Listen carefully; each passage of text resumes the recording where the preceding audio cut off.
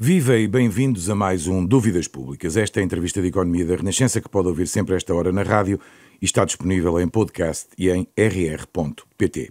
Hoje vamos falar muito de concertação social, de legislação laboral, mas também de imigração ou até do próximo Orçamento de Estado. O nosso convidado nesta altura vive entre São Mamede em Festa, Matosinhos, que é a sua terra natal, e Lisboa. Casado, tem uma filha.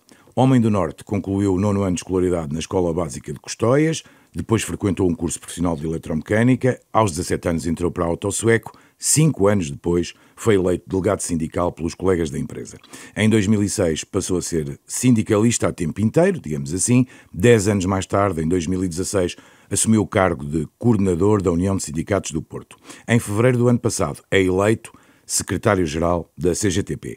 Tal como os anteriores líderes da Intersindical, é militante do PCP, integra o Comitê Central do Partido. Tiago Oliveira é o convidado de hoje, do Dúvidas Públicas, uma entrevista conduzida por Sandra Afonso. E Arsénio Reis, bem-vindo ao Dúvidas Públicas. Arrancaram esta semana as reuniões em concertação social com o Primeiro-Ministro a anunciar, a repetir a revisão da legislação laboral, que inclui agora a revisão da lei da greve. O que nós começávamos por perguntar é se isto é uma linha vermelha para a CGTP ou admite negociar. Muito bom dia, obrigado pelo convite, obrigado por estar aqui a partilhar este momento convosco. Nós é que agradecemos. Se colocarmos a questão das alterações e o ataque que está em curso ao direito à greve, e se colocarmos que estão aí as linhas vermelhas, não estamos a fazer o nosso trabalho. Estamos a limitar muito aquilo que é o nosso trabalho, aquilo que é o nosso objetivo e aquilo que é o nosso propósito de intervenção diária. Aquilo que nós vemos que está aí em curso, se repararmos para aquilo que tem sido o argumentário utilizado relativamente às alterações à legislação laboral, e se olharmos para aquilo que é o percurso de anos de alterações, nós aquilo que vemos é uma contínua degradação das condições de vida dos trabalhadores. Permita-me que coloque as coisas assim. Em 2003 surge o Código de Trabalho. E o Código de Trabalho surge em 2003 com um objetivo muito concreto. Aliás, aquilo que foi dito aos portugueses era que a necessidade, foi invocada a necessidade de modernizar as leis de trabalho, adaptá-las à realidade existente, responder às necessidades do país, à necessidade da economia e também às necessidades dos trabalhadores. Foi assim que foi apresentado. Em 2003, em 2007 há uma revisão mais profunda, em 2012 outra revisão mais profunda, houve outras revisões não tão grande dimensão neste percurso, e chegamos a 2025.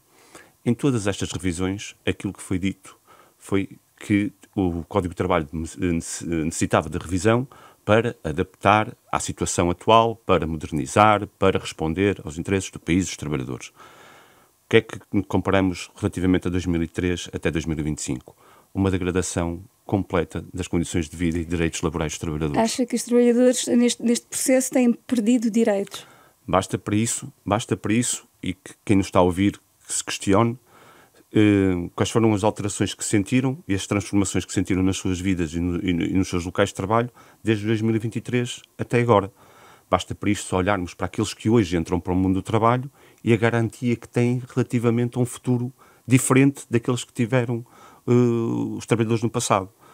A nível de relações laborais e a nível de perspectiva e segurança no local de trabalho, estamos melhores ou estamos piores?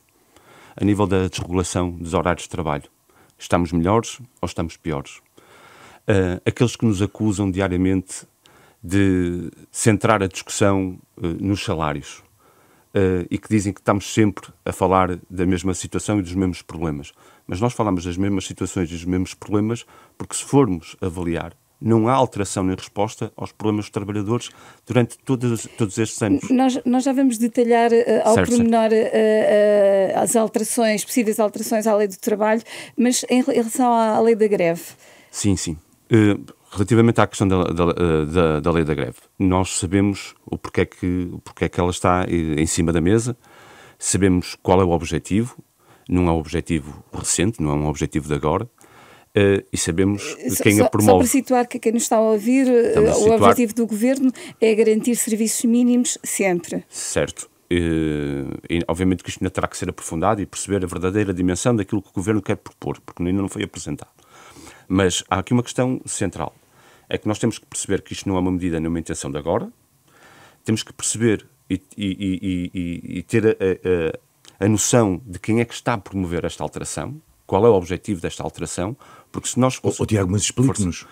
Sim, para que toda a gente nos possa perceber também quem está a ouvir. Se conseguirmos responder à questão de quem é que está a promover, quem está a promover é um governo do PSD-CDS. E a partir do momento em que nós verificarmos aquilo que foi a política praticada por um governo do PSD e do CDS nos anos em que esteve à frente do país e nos anos em que governou, a quem é que respondeu e a quem é que, para quem legislou. Não foi para os trabalhadores. Este último ano foi um bocadinho contraditório, porque houve aumentos para os professores, houve aumentos para as forças de segurança. Podemos falar isso, acho que era importante. Portanto, houve um ano em que realmente a ideia que passou é que os trabalhadores saíram com a sua posição de alguma forma reforçada.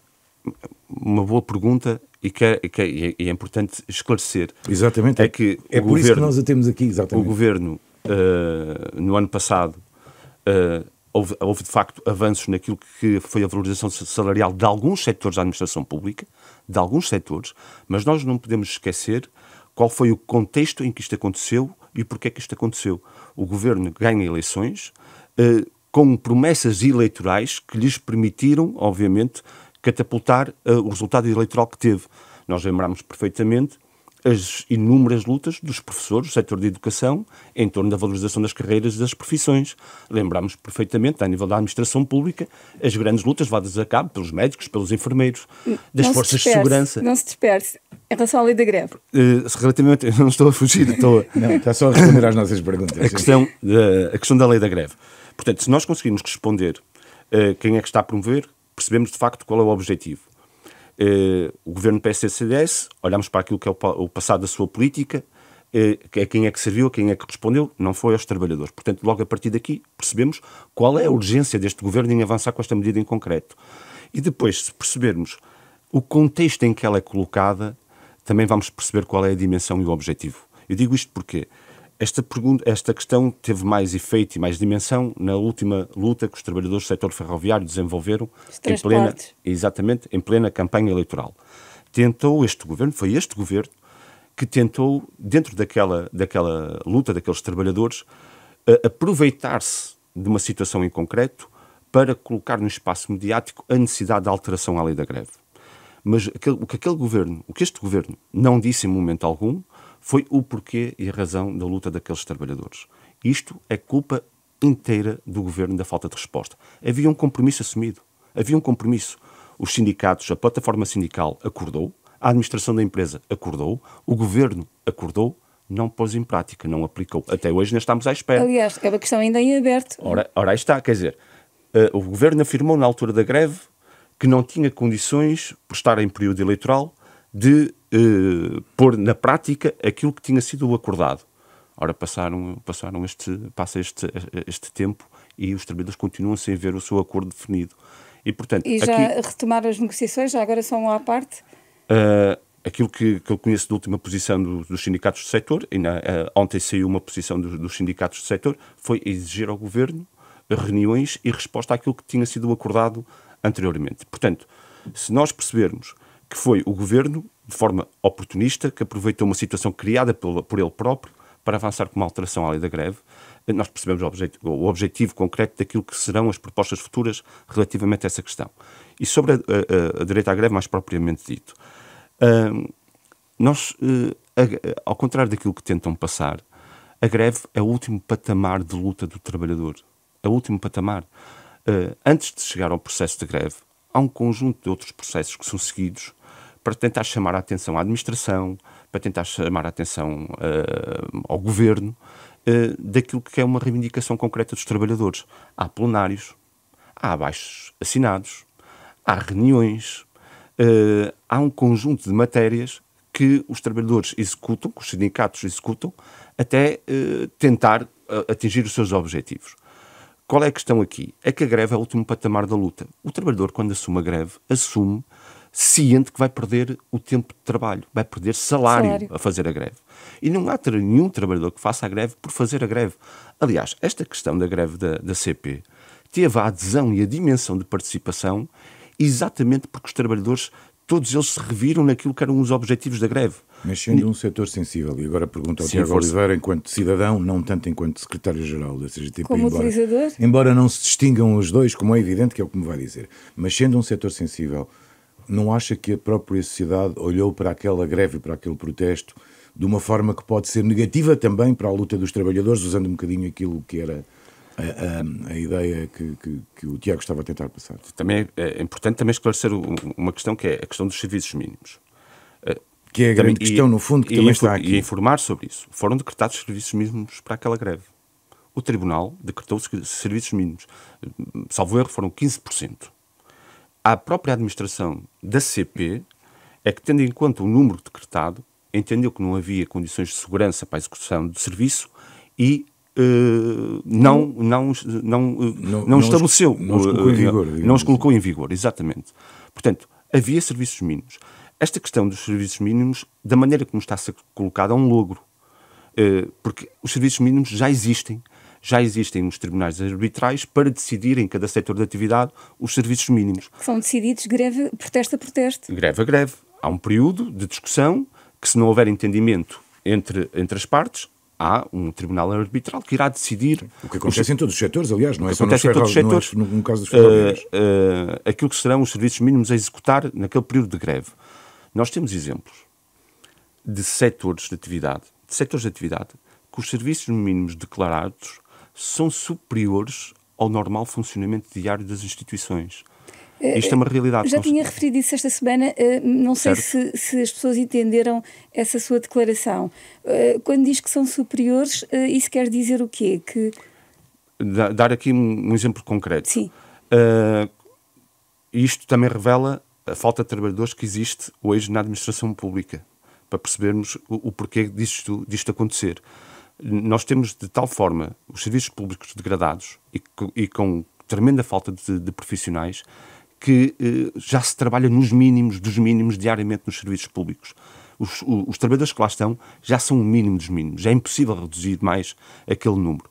E então, quando se avança para uma greve, há a discussão dos serviços mínimos e aquilo que casos que aconteceram, seja na saúde, mas também mesmo na questão dos transportes, foi haver um decreto de serviços mínimos em que aquilo que são os serviços mínimos estipulados e são estipulados na base daquilo que seria o normal funcionamento da instituição ou do serviço, ultrapassam aquilo que é o número diário de trabalhadores que estão lá a executar, porque já o número diário é inferior ao necessário diariamente. Eu penso que estou a tentar... Sim, está claro. Isto já acontece hoje em dia. Isto demonstra, de facto, a degradação das políticas que têm sido seguidas e dos serviços públicos. Portanto, respondendo diretamente, a CGTP não coloca as questões como linhas vermelhas. Não colocamos nada, para nós não há linhas vermelhas, porque se a gente coloca as linhas vermelhas, depois vamos ter que justificar qualquer tipo de posição. A questão que a gente coloca, de facto, e já tivemos a oportunidade nesta semana, na discussão da concertação social, dizer que não aceitamos, de forma alguma, qualquer limitação dos trabalhadores no acesso a um direito que é seu, que foi uma conquista. Tivemos 48 anos em que os trabalhadores não se puderam manifestar, 48 anos em que os trabalhadores não puderam fazer greve, aqueles que faziam greve e que faziam manifestações eram presos e eram torturados.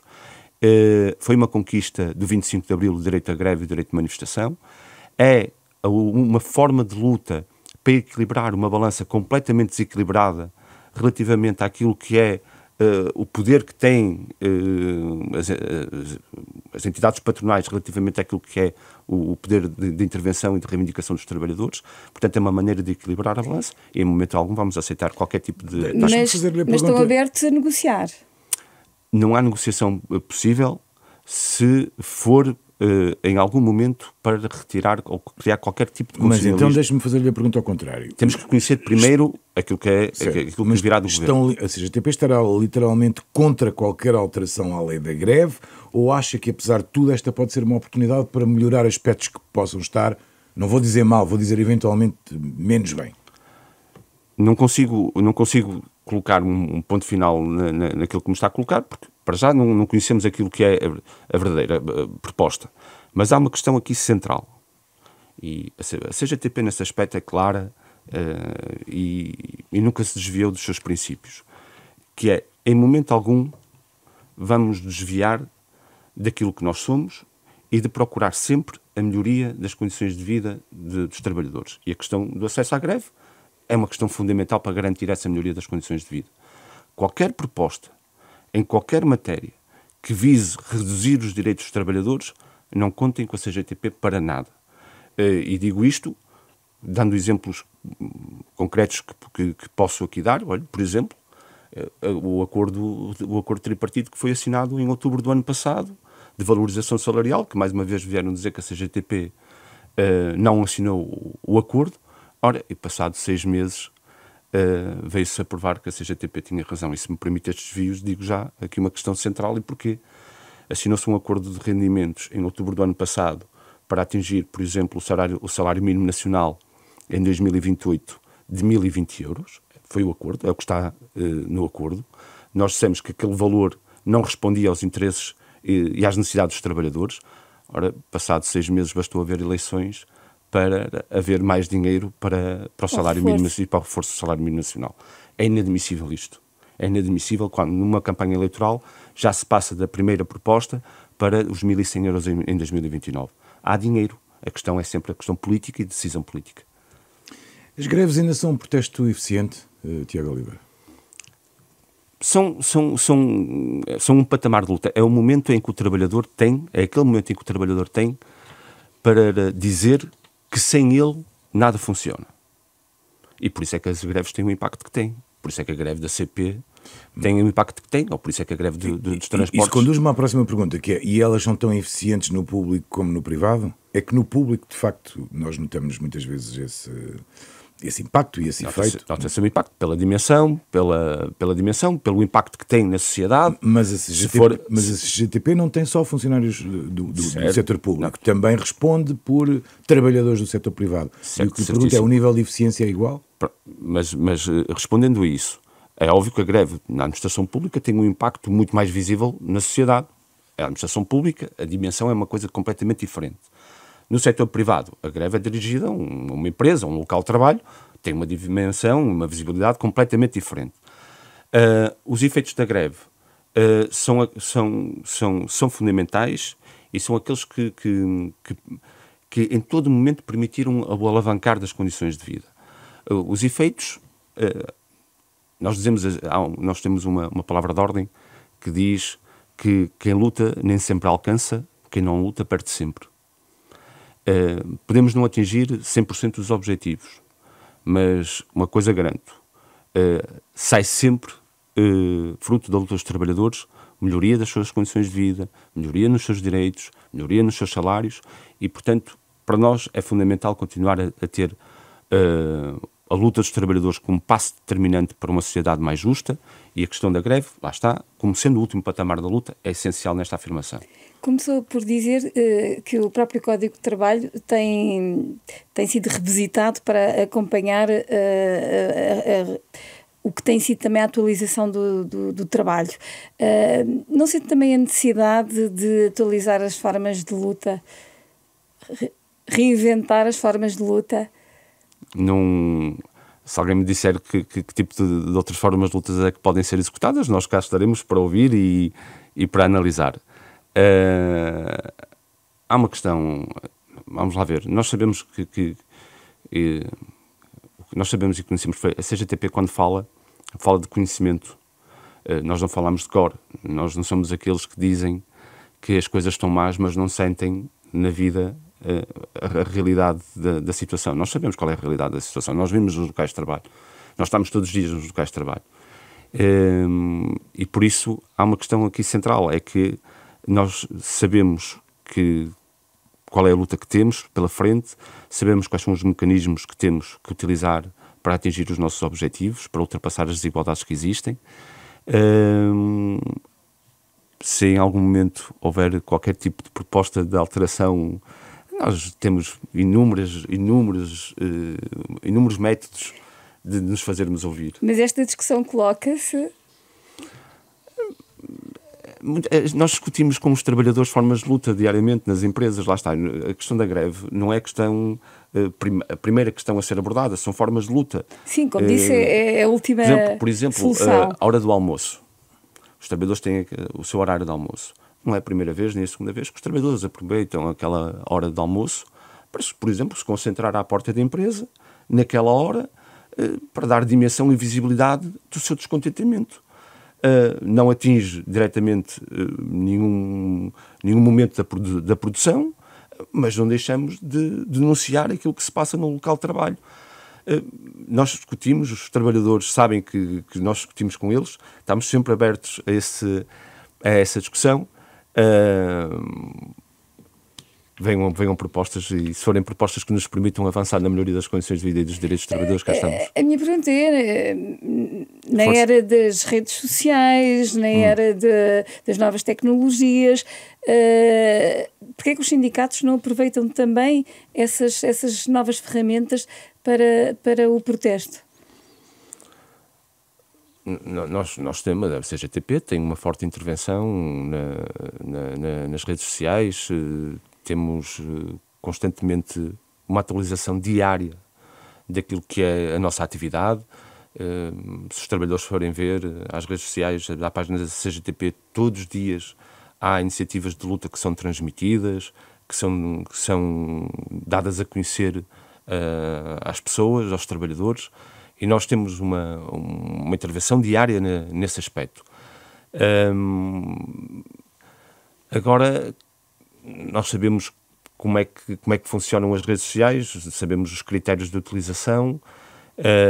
Isto era só um exemplo. Sim, mas lá está. Nós temos e utilizaremos todos os mecanismos que possamos utilizar para atingir os objetivos que temos. A pergunta da Sandra é mais pertinente ainda porque, enfim, eu não sei bem, mas já agora aproveito. A CGTP tem vindo a perder, eu vou dizer assim, filiações ou adesões de trabalhadores, ou não? É uma pergunta, não é uma afirmação. A CGTP divulga os números associados em cada congresso. Nós, no último congresso, aquilo que a CGTP trouxe de número, penso que foi de 563 mil associados que estão neste momento no universo dos sindicatos da CGTP, a maior organização social do país. Terminamos o mandato anterior, obviamente, e eu reforço isto, e é importante dizer, nós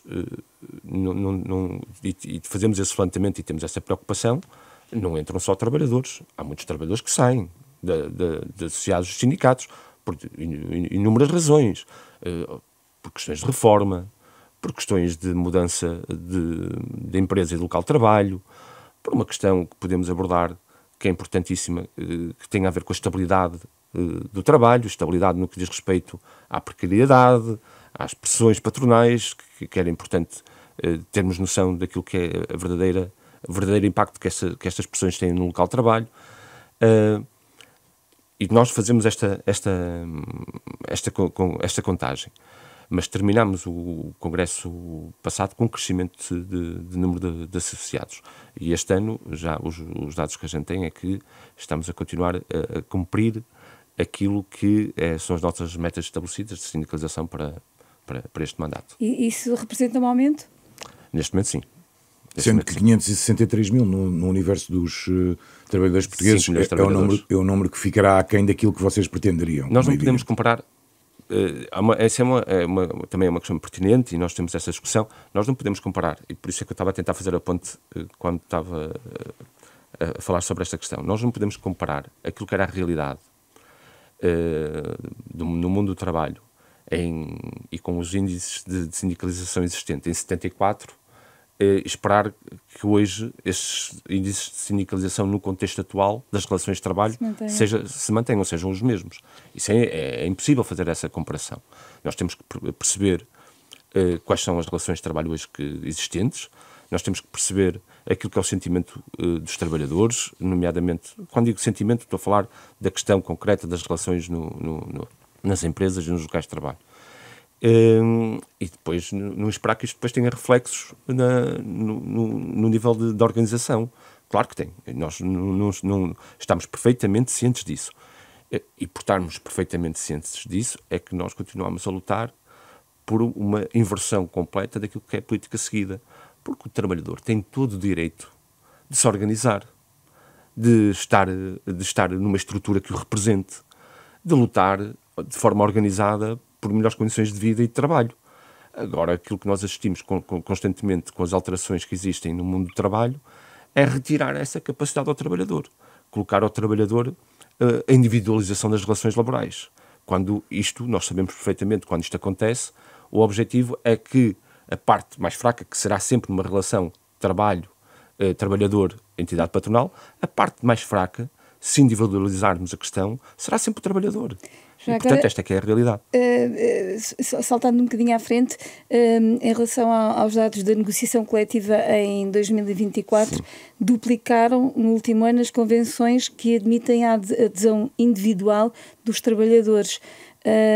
Isto, no fundo, contraria um bocadinho o que está a dizer, que é o aumento de associados ou de sindicalizados. Nós ainda temos que olhar para esses números, olhar bem para o relatório, é muito recente. Esse relatório está a ser estudado. Foi apresentado esta semana. Sim, é um relatório muito recente. Aquilo que nós podemos dizer relativamente a essa questão é que, e nós temos denunciado isso ao longo dos anos, independentemente do governo, a partir do momento em que se introduziu na legislação laboral essa possibilidade, a questão da caducidade da contratação coletiva, a abrangência e o efeito da contratação coletiva tem diminuído de forma dramática. Nós temos cada vez menos contratação coletiva aplicável. Há uma transformação, e o relatório menciona isso, há uma transformação naquilo que é a dimensão e os contratos coletivos assinados comparativamente aos acordos de empresa estabelecidos. Um crescimento no que diz respeito aos acordos de empresa, e isto acontece com uma finalidade, que é retirar poder e força à contratação coletiva.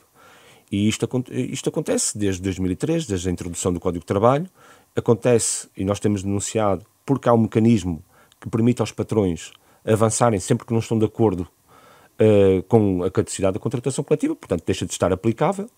E isto enfraquece, obviamente, aquilo que é o poder negocial e a dimensão da melhoria das condições de trabalho dos trabalhadores.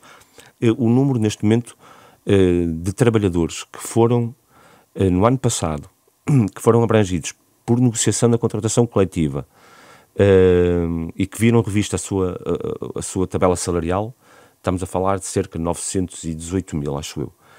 Portanto, em 5 milhões de trabalhadores. Muito pouco. É muito pouco.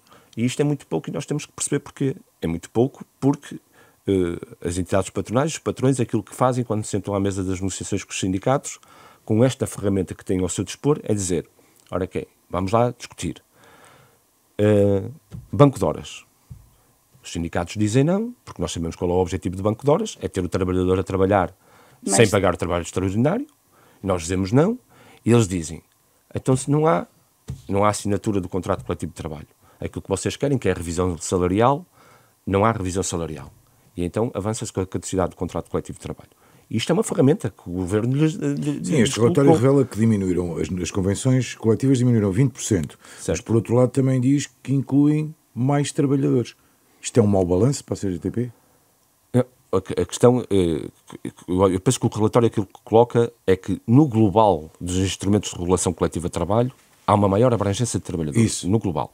Na questão da contratação coletiva, os números têm vindo a descer, a diminuir. Cerca de mais de 1 milhão de trabalhadores abrangidos pela contratação coletiva, a nível da revisão das tabelas salariais, fruto da negociação da contratação coletiva, rondam cerca de 900 mil trabalhadores. Isto acontece exatamente pela desvalorização que se dá e que se faz com o objetivo concreto da contratação coletiva, e há um aumento dos acordos de empresa, e esse aumento dá-se para colocar na empresa a gestão de um processo negocial. E, mais uma vez, lá está. É a tentativa de tirar do aspecto coletivo da negociação e da força coletiva para a negociação e colocar num patamar de individualização das relações de trabalho. Isto é muito mais complicado. Esta questão devia ser revista agora em concertação social? Ou a CGTP, desde esta matéria, fomos sempre contra a introdução no Código de Trabalho de uma matéria como esta, com a caducidade da contratação coletiva. em todos os governos, a CGTP continua a colocar esta questão como uma questão central da discussão. Tivemos a oportunidade de uma reunião com o próprio Primeiro-Ministro no mandato anterior, colocar esta questão. A Sra. Ministra do Trabalho colocámos esta questão. É uma das matérias que o Governo coloca no seu programa. Acha que há abertura então? Não, acho que a abertura há, mas é para continuar a cumprir tudo aquilo que consta, a introduzir no Código de Trabalho, tudo aquilo que consta do programa do Governo, de regulação dos horários de trabalho, aumento da precariedade, uma questão interessante que era preciso construir a questão do pagamento do subsídio Natal e subsídio de férias em duodécimos. Está contra? Há uma questão aqui central que era bom esclarecer. Nós, se puder falar sobre isso, acho que há aqui uma questão central que podemos esclarecer sobre a questão do pagamento do subsídio Natal. No fundo, é a antecipação do pagamento. Certo. Ao pagarem duodécimos, está a antecipar o pagamento aos trabalhadores. E que o trabalhador pode ter uma posição sobre isso, quer dizer, em alguns casos pode... Sim, lá está. Pode fazer essa opção, digamos. É a opção do trabalhador, mas há aqui uma questão central que tem que ser dita, que é, não há um único trabalhador, que se tiver um salário digno que lhe permita pagar a casa, pôr comida na mesa, pagar a educação dos filhos, pagar a energia, pagar os combustíveis, poder ir ao cinema, poder ir jantar fora durante o mês, poder ter o seu lazer, o seu espaço, não há nenhum trabalhador que tivesse que optar por esta solução para ultrapassar as dificuldades que tem no seu dia-a-dia. Não há um único trabalhador que aceitasse. O subsídio de férias e o subsídio de Natal têm um objetivo concreto. O subsídio de férias e o subsídio de Natal têm um objetivo de permitir ao trabalhador, naquele mês em questão, em que vai de férias, libertar-se do trabalho, estar com a família, fazer aquilo que quer. E no Natal, exatamente a mesma coisa. E em aspas. Aquilo que se quer fazer é aquilo que é retirar ao trabalhador esta questão importante de ter direito a esse tempo que é seu e dizer ao trabalhador que tens aqui uma hipótese de suprir as dificuldades que tens mensais e não se vai ao fundo da questão, que é os salários que são praticados no nosso país. Acha que se está a esconder os baixos salários, no fundo? Dizer que isto é uma medida... Qual é o objetivo de uma medida desta dimensão? Se não for esse. Qual é o objetivo? Não há um único trabalhador que optasse por isto se não tivesse a questão material por trás. Resolvida. Claro. E isto é fundamental. E por isso há muitas questões que estão aí no programa do Governo. Algumas que já estão preto no branco. Sabemos perfeitamente qual é o objetivo. A questão do subsídio de férias e de Natal, o pagamento do décimos, é este. Há outras que vamos ter que perceber, mas que no cômputo geral continua a perpetuar aquilo que nós temos afirmado desde o início, a degradação das condições de vida e trabalho, não dando resposta àquilo que é o essencial. Já falou no Banco de Horas, a Confederação do Turismo, por exemplo, quer que regresse o banco de horas individual, claro. Uma questão que foi retirada. Imagino que se opõe a esta medida. Na conversa que estamos aqui a ter, está respondido. A partir do momento em que uma associação patronal aquilo que propõe é colocar novamente na discussão o banco de horas individual, a palavra individual diz tudo. É retirar do espectro e da necessidade de discussão do coletivo e colocar nas relações individuais de trabalho. E nós sabemos perfeitamente que numa relação individual, quem é que tem a faca e o queijo na mão, como se costuma dizer? O trabalhador tem uma necessidade concreta, todos nós temos uma necessidade concreta, que é ter o seu salário para poder ter uma vida digna. Ora, quando o acesso ao seu salário, o acesso ao seu trabalho, lhe é colocado logo contratos individuais de trabalho, em que nós nos deparamos diariamente com isto, com a tentativa de introdução da desregulação de horários de trabalho numa relação individual, a parte mais fraca é sempre o trabalhador, porque é aquele que precisa do trabalho para ganhar o seu sustento. E, portanto, se a Confederação do Turismo faz essa proposta, claro que faz, faz com um objetivo concreto, que é ultrapassar aquilo que é um obstáculo que hoje não conseguem através da decisão coletiva e querem individualizar essa relação. Mas admito que haja setores em que isso faz mais sentido do que noutros?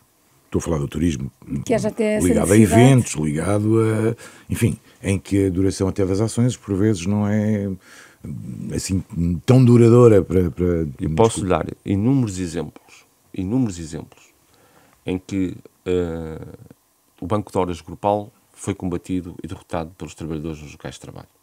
Ainda agora, tivemos, nestas últimas semanas, em Aveiro, uma grande empresa, agora mudou o nome, mas era a antiga Renault, que agora acho que tem outro nome. Os trabalhadores foram auscultados, foi feito o referendo e derrotaram o banco de horas imposto pela empresa. E, portanto, isto é importante dizer que a alteração depende também do parecer dos trabalhadores. Exatamente, mas lá está, quando o trabalhador sente que tem o espírito coletivo, a força do coletivo, que não está isolado numa decisão, o trabalhador toma a sua posição... Tem mais força. Com mais força, que responde mais ao seu próprio interesse enquanto trabalhador. Quando se coloca numa questão de individualização das relações de trabalho, o trabalhador vai sempre ter que estar sujeito àquilo que é uma condição fundamental, que é a questão material. Precisa de dar resposta às suas necessidades diárias, precisa de pôr comida na mesa, tem que trabalhar. Não é? Portanto... Estamos a olhar para a legislação laboral. O Parlamento chumbou na última semana o encerramento do comércio ao domingo, com os votos contra do PSD, do CDS, do PS, da IEL e a abstenção do Chega. Os trabalhadores devem... A pergunta é se esta iniciativa deve ser novamente apresentada nesta legislatura ou se terão que esperar por novas eleições, digamos assim. Essa questão é uma questão que me permite ir longe naquilo que gostava de colocar sobre isso. Primeiro dizer que essa iniciativa foi uma iniciativa de cidadãos que levou à discussão na Assembleia da República, uma petição com milhares de assinaturas, e era importante que quem nos está a ouvir saiba daquilo que foi a audiência prévia. Houve uma audiência prévia em que tiveram um conjunto de deputados a ouvir aquilo que eram as propostas concretas, os problemas concretos que essa iniciativa de cidadãos levou ali à discussão. E PS, PSD tiveram o posicionamento que tiveram até hoje, a dizer que isto iria, que é uma falácia, é uma mentira, mas que se iria traduzir e que defenderam o seu voto na base de que essa medida de encerramento do comércio aos domingos, feriados, e que tivesse uma limitação horária até às 22 horas, aquilo que o PS e o PSD disseram nessa audiência foi que essa medida traria um conjunto alargado de despedimentos no setor. Mas houve até uma intervenção que foi muito mais longe. Houve um deputado que teve descaramento nessa audiência de dizer que pelo grupo parlamentar que representa, o comércio devia estar aberto 24 horas e quem não quisesse trabalhar que fosse procurar trabalho para o outro lado. Isto foi dito, está em vídeo, eu convidava todos a assistirem a isto, porque isto é importante ser denunciado. E aquilo que foi... Qual era a bancada parlamentar? Do Chega. Do Chega, claro. Sim. Percebo que a posição faria sentido num grupo parlamentar do Chega. Sim. E isto é importante ser denunciado. É importante ser denunciado porque há coisas que são... Que se absteve na votação, já agora. Que depois se absteve na votação. Que depois teve a lata de se abster na votação. Mas isto é importante que as pessoas procurem, que vejam o nosso sindicato, o CESP, nas suas redes sociais. Tem lá um vídeo com as declarações desse senhor deputado, que era importante que fosse denunciado. Mas sobre essa iniciativa em concreto, nós temos, a CGTP também tem denunciado essa questão. Nós temos no nosso país aqueles que dizem que temos uma lei do trabalho rígida, em que temos que libertar-nos desta rigidez. É uns argumentos que são utilizados. Sim. Nós temos no nosso país 1.900.000 trabalhadores. 1.900.000 trabalhadores que trabalham ao sábado, ao domingo, aos dias de feriado, trabalhos por turnos e noturnos, e turnos rotativos. Se isto não é flexibilidade naquilo que é a resposta às necessidades que existem, então digam-me, por favor, em 5 milhões de trabalhadores, quase metade é vítima desta desregulação dos horários de trabalho. Então explica-me o que é que está a tentar procurar. Porque há profissões que têm mesmo que trabalhar... Sim, algumas não haja dúvidas. Essa questão do comércio não é esse setor. Do nosso ponto de vista, não é esse setor. A questão que nós colocamos, a questão que o nosso sindicato coloca, o CESP, é que estes trabalhadores têm direito a ter um dia fixo para estar de fim de semana, para estar com a sua família, para estar com o marido, com a mulher, com os filhos, para poder partilhar, para poder gozar a vida. E não é necessário estar sujeito a estes horários de trabalho. Não é necessário uma superfície comercial estar aberta um domingo. Não é necessário estar aberto um dia de feriado. Não é necessário alargar os horários de trabalho de forma a desregular completamente a vida das pessoas. E sobre esta questão também colocar uma para percebermos até o objetivo que está a ser seguido e a dimensão daquilo que está a ser seguido. Nós temos propostas de empresas do setor de comércio de integrarem dentro da própria empresa creches para os filhos dos trabalhadores, com abertura de funcionamento da creche das 7 da manhã à meia-noite. Das 7 da manhã. Isto já acontece. Isto é verdade hoje. Já acontece. E, portanto, isto não é uma resposta a uma necessidade das pessoas. Nós temos muitas limitações de creche no nosso país. É um facto. É uma verdade. Mas a empresa, quando faz isto, não o faz com o objetivo de responder aos interesses do trabalhador. A empresa, quando faz isto, fala na procura de ter aquele trabalhador no horário de trabalho que a empresa entende bem estar a elaborar. E, portanto, é condicionar, de facto, a vida de quem trabalha, é retirar a vida familiar e que todos nós temos direito para dar resposta ao interesse que se coloca sempre em primeiro lugar e que é uma mentira, que é o interesse das empresas. E, portanto, a questão da desregulação dos horários de trabalho é algo que nós temos que combater e temos combatido. E essa questão da iniciativa dos trabalhadores pelo encerramento do comércio aos domingos e feriados, do nosso ponto de vista, era de inteira justiça. Quem não permitiu que isso fosse avante terá que se responsabilizar pelas políticas que estão a ser seguidas. Insistiram na questão, era a pergunta no fundo. Vamos continuar a insistir. Isso é uma luta de mais de uma dezena de anos já. E vamos continuar a insistir. Só para fechar esta questão, uma pergunta mais aberta. O que é que acham absolutamente essencial mexer na legislação laboral? Nós estamos aqui a falar... Já falámos em vários pontos. Nesta nossa conversa, já abordamos um conjunto enorme de questões. Mas há uma questão que engloba todas. É a contratação coletiva. A questão da contratação coletiva, porque é na contratação coletiva que é discutido os vínculos de trabalho, tudo, os horários de trabalho, os salários, as férias, todos os direitos são discutidos ali. Ora, nós estamos com a degradação das condições de trabalho na vida de todos nós, exatamente porque negaram aos sindicatos, retiraram aos sindicatos esta capacidade de negociação. O objetivo foi atingido em muitas questões, outras questões longe de atingir, porque nós temos outras ferramentas de trabalho, outras maneiras de mobilizar os trabalhadores e de lutar empresa a empresa pela melhoria e elevação das condições de vida dos trabalhadores. Nunca iremos abdicar dessa ferramenta que temos de levar a luta para os locais de trabalho, mas a questão da contratação coletiva é fundamental. Muito bem, vamos olhar também um bocadinho para a imigração. A CGTP já criticou publicamente a política do governo para a imigração. Esse tema está, enfim, em cima da mesa, incluindo as novas propostas, porque não promovem a integração, segundo a CGTP. Exatamente que alterações é que contestam, digamos assim? A questão aqui não é se discutimos o artigo, a lei, isto ou aquilo. A questão aqui é percebermos a dimensão e o objetivo para onde isto está a ser direcionado, esta discussão da imigração. Nós sentimos na sociedade um sentimento muito grande que está a ser incutido, que está a ser imposto, de colocar naqueles que vêm para cá trabalhar e procurar uma vida melhor, colocar neles a responsabilidade das dificuldades que nós sentimos no nosso dia-a-dia. E nós não podemos aceitar isso. Não podemos aceitar. Isto é uma discussão que está a ser incutida, que está a ser imposta. É uma questão que diariamente os trabalhadores se deparam nas suas casas, ao ver o telejornal, se deparam com esta questão, e nós sabemos, e o Capital usa isso perfeitamente bem, nós sabemos que isto tem um objetivo, que é o objetivo de colocar na cabeça das pessoas que o responsável, por exemplo, e nós deparámos com isso nas empresas, o responsável pelo salário baixo que é praticado na empresa é aquele que vem de fora e vem para cá trabalhar com um salário ainda mais baixo.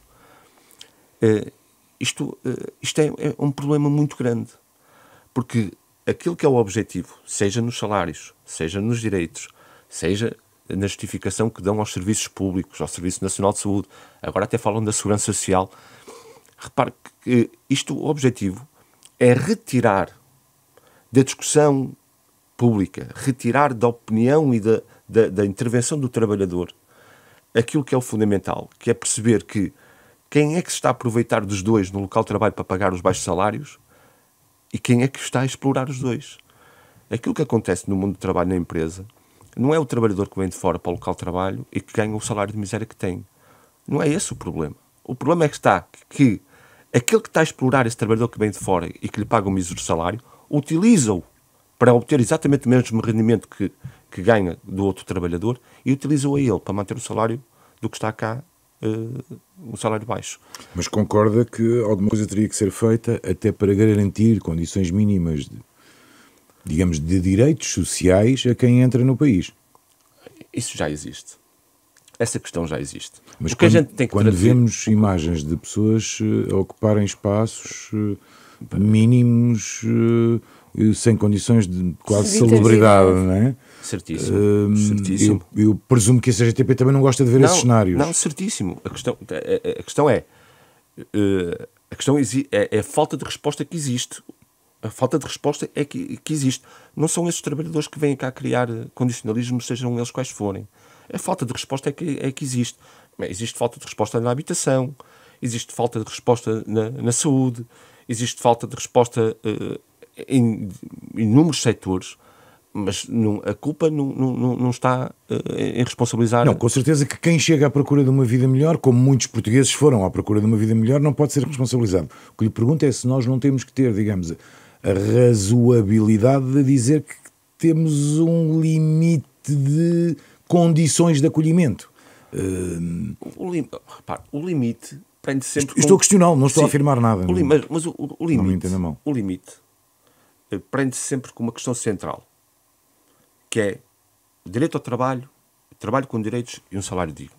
A partir do momento em que nós, como esses trabalhadores que procuram Portugal para uma melhoria das condições de vida, tiverem acesso, porque isto não se coloca só aos trabalhadores que vêm de fora, coloca-se àqueles que estão cá dentro. Os trabalhadores nacionais, nomeadamente no caso da habitação, é um problema. A partir do momento, atinge toda a gente. Tudo, no nosso ponto de vista, tudo se gera em torno do trabalho. Se esses trabalhadores, se os nossos trabalhadores, a partir do momento em que tivermos um trabalho estável, perspectiva de futuro estável e um salário digno, todas aquelas questões que está a colocar são ultrapassadas. A dificuldade de acesso à habitação é ultrapassada, o acesso à segurança social é ultrapassado, o acesso aos cuidados de saúde são ultrapassados. Aliás, o Serviço Nacional de Saúde não está nas condições que está por causa... A gente já denuncia os problemas do Serviço Nacional de Saúde há dezenas de anos. Deixa-me dar aqui... Sim, não é com certeza a imigração que pode ter acrescentado procura, eventualmente, mas quer dizer, mas não é a causa dos problemas do Serviço Nacional de Saúde. Posso dar um exemplo. Na semana passada tentei marcar uma consulta com o médico de família. A semana passada está marcada para novembro. Não é? Quando nós falamos da degradação dos serviços, falamos da degradação dos serviços pela política que é praticada. A questão dos trabalhadores imigrantes, nós temos que perceber, do nosso ponto de vista, nós temos a nossa posição e temos que perceber uma questão central, que é, estes trabalhadores vêm para cá, muitos deles são vítimas de redes de tráfico que os coloca aqui a trabalhar, e nós não aceitamos que em momento algum se trata destes trabalhadores como peça de um mercado, em que aquilo que está a ser discutido, e agora algumas medidas que estão aí, como a Via Verde para a imigração, que se vejam os trabalhadores como peças de um mercado que responde apenas aos interesses das empresas. Em que há necessidade, por exemplo, no Alentejo, para o setor agrícola, de 20 mil trabalhadores, vamos à Via Verde trazer esses trabalhadores. Eles até alteraram a denominação da lei que dizia que tinha que ser criadas as condições para uma habitação digna. Eles até conseguiram alterar esta formulação para a habitação adequada, ao ponto que isto chegou. E vão buscar 20 ou 30 mil para responder às necessidades da agricultura do Alentejo, uma atividade sazonal, pega-se nestes 20 ou 30, acabou a atividade e agora regressa às suas casas. É inadmissível este percurso. Inadmissível isto que se está a trilhar. A CGTP ficou de fora nem auscultada foi. O Governo, para discutir a Via Verde para a imigração, só discutiu com as associações patronais, não discutiu com as associações sindicais. A CGTP nem foi ouvida nesta matéria, mas não abdicaremos de tomar a posição e continuar a defender aquilo que, do nosso ponto de vista, é fundamental. Já agora, há muitos imigrantes sindicalizados? Não é fácil organizar estes trabalhadores. Não é fácil por várias questões. Não é fácil porque há uma barreira linguística, em muitos casos, grande. Não é fácil porque as relações de trabalho, lá está, são relações de trabalho em que estes trabalhadores vivem numa insegurança tremenda. Nós temos empresas onde já temos organização com estes trabalhadores e muitas empresas onde vamos fazer plenários. Eu estou-me a lembrar agora ali uma em Vendas Novas, em que quase 50% dos trabalhadores são trabalhadores imigrantes. Uma coisa interessantíssima, eles participam nos plenários e eles próprios se organizam dentro do plenário. Nós temos um plenário em que tem lá cerca de 200 trabalhadores no plenário e eles vão ao plenário. Há uma barreira linguística enorme, porque a gente não consegue, portanto, responder. E eles têm um tradutor entre eles, em que aquilo que nós estamos a dizer, eles estão a traduzir para os restantes. E participam connosco nas lutas, participam connosco nas ações, nas manifestações, mas não são trabalhadores que possamos... Não são trabalhadores, a questão é a sua condição é difícil. São trabalhadores que estão numa condição muito, muito complicada. Eu costumo dizer, e nós temos de estar atentos a isto, não há um trabalhador que esteja a 10 mil km de distância de Portugal que abra o mapa mundo, que pegue num alfinete e que diga assim: eu quero melhorar a minha vida aqui não tem condições para melhorar, quero procurar um futuro melhor, e abriu o mapa mundo e encontrou o Portugal. É Portugal a minha solução. Não, isto não acontece. Nós sabemos quais são os mecanismos que são utilizados, nós sabemos como é que muitos aqui chegam, como é que muitos são tratados. Algumas notícias já saíram no passado recente sobre isto. Nós temos é que olhar para estes trabalhadores com carinho e percebendo de facto aquilo que está em causa, a quem é que serve, e dizer que há aqui uma questão central. Até porque está cada vez mais incutido, e alguns dizem as coisas contrárias com um objetivo concreto, que é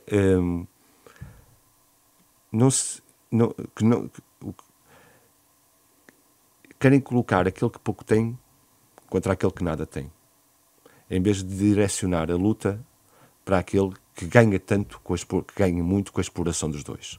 Que nunca aceitemos isto e que tenhamos a capacidade de ultrapassar todas aquelas mentiras e deturpações que nos estão a ser ditas diariamente. Já estamos a correr contra o tempo. Deixa-me só fazer-lhe uma pergunta, porque esta semana tiveram uma reunião nacional sobre a segurança social. O Governo já garantiu que a segurança social não será privatizada. Acredita nesta promessa? Eu não acredito que nenhum Governo meta no programa da ação vamos atacar o Serviço Nacional de Saúde, vamos atacar a escola pública, vamos retirar direitos aos trabalhadores. Nenhum vai lá colocar isso. Nós sabemos como é que as coisas são colocadas e depois quais são os efeitos concretos que têm no futuro. Repare uma coisa que é fundamental. O Governo do Partido Socialista encomendou um relatório sobre a sustentabilidade da segurança social. Esse relatório foi entregue no mandato passado do PSD-CDS. E agora há um novo grupo de trabalho. Ora, aí está. Agora, parece que aquele estudo que foi encomendado não chegou para justificar o que este Governo agora quer levar pela frente. Então encomendou, criou um segundo grupo de trabalho para discutir aquilo que o primeiro grupo tinha discutido. Só que agora, na criação deste segundo grupo, tem esta característica de ir buscar pessoas completamente ligadas ao setor da banca, aos setores dos seguros, aos fundos de pensões privados. Algum destes que está nesse grupo de trabalho vai criar as condições para que a Segurança Social se mantenha no espaço público, com as características públicas que caracterizam a Segurança Social? Claro que não. Mas um aumento da participação dos privados, nomeadamente através daquilo que se chama regimes de capitalização, ou seja, em que cada trabalhador pode contribuir para a sua própria reforma com uma poupança, digamos, individual adicional. Isso já existe. Só não pode ser positivo? Isto já existe. O trabalhador, por iniciativa própria individual, já pode socorrer de PPRs, de certificados. Hoje o trabalhador... A questão não está aí. A questão está entre aquilo que é uma opção de cada um de nós e aquilo que depois descapitaliza a Segurança Social. Porque uma coisa é eu fazer os meus descontos, porque a Segurança Social tem este cariz solidário, intergeracional, que permite àqueles que trabalham hoje pagar as reformas àqueles que trabalharam e aqueles que amanhã entram para o mundo do trabalho. Tem este espírito coletivo que é tão importante. Aquilo que se quer fazer é... portanto, e hoje aquilo que é dado aos trabalhadores é descontas para a Segurança Social e podes, por tua adicionalmente fazer um certificado de reforma. Aquilo que se quer fazer é o contrário. E é o pior que se pode fazer à Segurança Social, que é colocar a perspectiva de liberdade de escolha, em que tu és livre de escolher entre o público e o privado, mas depois a tua escolha leva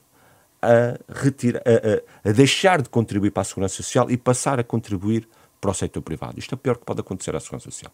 A Segurança Social terminou 2024 na sua conta corrente, eu chamo-lhe de conta corrente para as pessoas perceberem da melhor forma. Entre aquilo que foi as despesas e o dinheiro que entrou, a Segurança Social terminou 2024 com mais de 5 mil milhões de euros de saldo positivo. 5 mil milhões.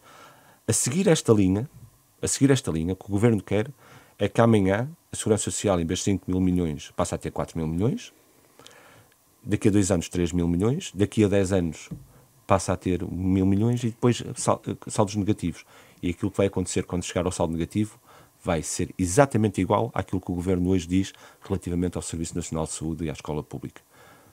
O setor não dá resposta, é preciso apostar no privado, porque o privado é que consegue garantir a resposta. É exatamente.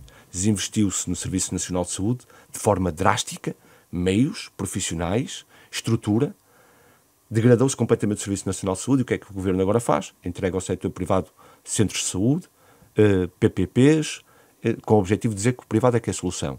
A Segurança Social está a trilhar exatamente o mesmo caminho. Coloca-se o setor privado como opção de escolha, podes escolher, só que a questão da opção de escolha, aquilo que vai levar é que daqui a uns anos o saldo positivo deixe de existir e passa a negativo, e aquilo que vão dizer é que depois só o setor privado é que consegue responder. Temos mesmo a correr... Essa é uma tendência... É uma tendência por causa do envelhecimento da população. Cada vez há menos trabalhadores no ativo. Que se procure formas de financiamento que permitam que a sustentabilidade da Segurança Social seja, no futuro, capaz de dar resposta. Que se procure esses mecanismos. Que não passem pelo privado. Isso que defende. Repara uma coisa. Eu acho que... Desculpa, Arsénio. Acho que é importante. Se a Segurança Social não fosse sustentável, o privado não a queria. A longo prazo... A longo prazo, se não for, o privado não a quer. Se a sustentabilidade da Segurança Social não for, se estiver em risco, o privado não a quer. E, portanto, se a quer, é porque sabe que há mecanismos suficientes que lhe permitam isso. Quero terminar com umas perguntas de política mais rápidas possíveis. O senhor integra o Comitê Central do PCP, certo. O partido, enfim, tem vindo a perder sucessivamente eleitores. Esta progressiva perda eleitoral não fragiliza também a CGTP? A CGTP não me pergunta em nenhum momento, isto é importante ser dito, até porque às vezes faz estas negações. A CGTP não pergunta em nenhum momento a qualquer trabalhador que esteja na sua estrutura se ele é militante do Partido Comunista ou não, eu imagino. Se é militante, seja de que partido for. A luta faz-se em coletivo, faz-se em unidade, faz-se com todos. A CGTP é uma estrutura própria e aquilo que nós dizemos para fora, para todos os trabalhadores, é que a participação cívica, política é fundamental. O esclarecimento político é fundamental. Mas o enfraquecimento do PCP é ou não correspondente a algum tipo de enfraquecimento da CGTP? A luta faz-se com todos. Relativamente ao Partido Comunista Português, peço que convidem aqui os elementos dirigentes do Partido Comunista Português para poder abordar essa questão. A questão é, a CGTP faz a luta com todos os trabalhadores, discute com todos os trabalhadores, é uma organização com dezenas de anos de vida, 1 de outubro de 1970, uma coisa lindíssima, ainda hoje continua a ter o prestígio, o respeito que tem pelos trabalhadores, em momento algum defraudou as expectativas dos trabalhadores, e cá estamos para dar continuidade a isso. Segunda pergunta política. Pela primeira vez há uma maioria de 2/3 da direita no Parlamento, o que significa que a contestação nas ruas vai aumentar? Não, a questão da contestação nas ruas está sempre dependente da política que é seguida. Sempre. Independentemente de A, de B, de C. Agora, nós sabemos perfeitamente que uma Constituição na Assembleia da República dessa dimensão, a política que está a ser seguida é aquela que acabámos de falar durante este bocadinho, que de deterioração das condições de vida, e, portanto, a contestação será dada na empresa, no local de trabalho, e nos momentos em que tiver que ser na rua. Muito bem. A terminar, pedimos sempre aos nossos convidados, até para os conhecer um bocadinho melhor, que escolham um tema musical que de alguma forma lhes tenha marcado a vida, ou que gostem particularmente. Quer revelar e explicar a sua escolha? Então, qual é a minha escolha e aquilo que queria aqui vos trazer tem a ver com uma questão da envolvência, da minha envolvência pessoal naquilo que é o acompanhamento da luta dos trabalhadores nos locais de trabalho. Quando nós fazemos as lutas, as ações, e que estamos concentrados com os trabalhadores à porta das empresas locais de trabalho, nós temos sempre lá os carros com som e procuramos músicas de intervenção que apelem ao sentimento e que reforcem aquele espírito de luta, de combatividade dos trabalhadores. E há uma luta que marca a atualidade, uma música de intervenção que marca a atualidade, e que nós temos usado isso já há alguns anos e que gostava de partilhar, porque acho que é importante, que é uma música do Luís Varatojo, da Luta Livre, que é Panela de Pressão, que revela de facto aquilo que é o sentimento das pessoas e das dificuldades que temos no dia-a-dia, mas também a força e a combatividade que temos que ter. Fica a escolha musical de Tiago Oliveira, secretário-geral da CGTP, convidado de hoje deste Dúvidas Públicas, a quem obviamente agradeço. Esta entrevista contou com o cuidado técnico de Rui Glória, sonoplastia de João Campelo, imagem de Beatriz Pereira. Até para a semana. Uma boa semana.